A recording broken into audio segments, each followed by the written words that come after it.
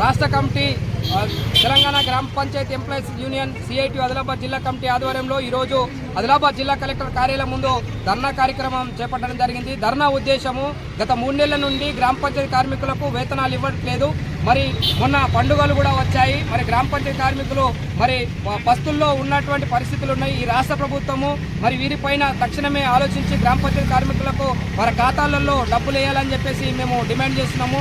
మరి ఏదైతే ప్రభుత్వము 1వ తారీఖు లోపు గ్రామ పంచాయతీ కార్మికులకు వేతనాలు వేస్తామని చెప్పేసి మరి ప్రభుత్వము 13 సార్లు మరి చెప్పినటువంటి పరిస్థితి ఉన్నది. కానీ ఇప్పటి వరకు కూడా గ్రామ పంచాయతీ కార్మికులకు 3 నెలలు గడిచింది, కానీ ఇప్పటి వరకు వేతనాలు వేయాలని పరిస్థితులు ఉన్నాయి.